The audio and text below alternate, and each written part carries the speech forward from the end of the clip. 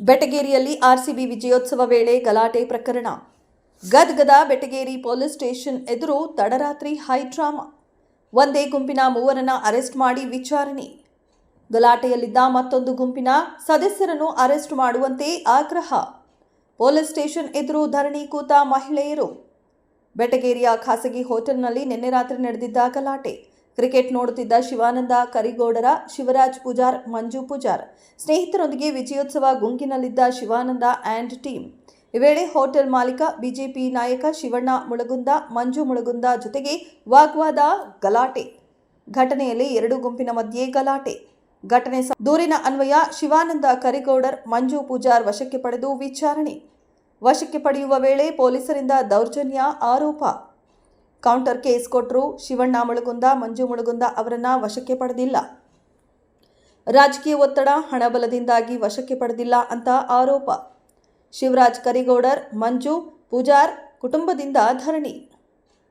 Police station ಎದುರೇ ಕುಳಿತು ಧರಣಿ ಸತ್ಯಾಗ್ರಹ ನಡೆಸಿರುವ ಕುಟುಂಬಸ್ಥರು ಶಿವಣ್ಣ ಮುಳಗುಂದ ಅವರನ್ನ ವಶಕ್ಕೆ ಪಡೆಯುವವರೆಗೂ ಧರಣಿ ನಿಲ್ಲಿಸಲ್ಲ, ಕೂಡಲೇ ವಶಕ್ಕೆ ಪಡೆಯಬೇಕು ಅಂತ ಆಗ್ರಹಿಸಿ ಧರಣಿ ಸತ್ಯಾಗ್ರಹ. ಎರಡು ಗುಂಪಿನಿಂದ ದೂರು ದಾಖಲು.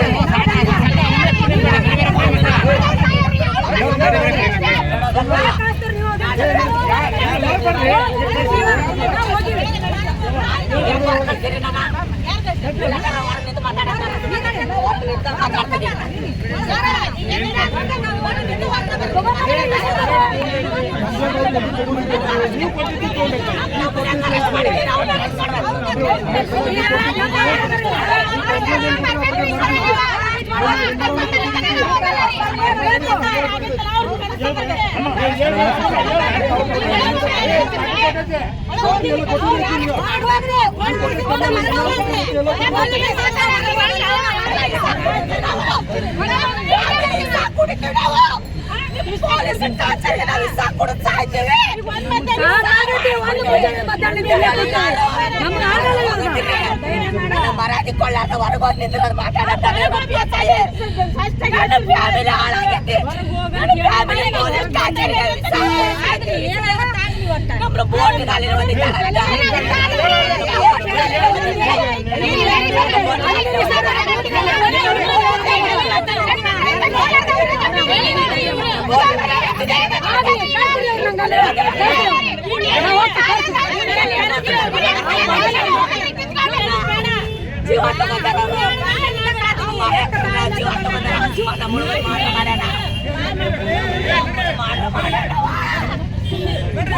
ಮಾಡಿ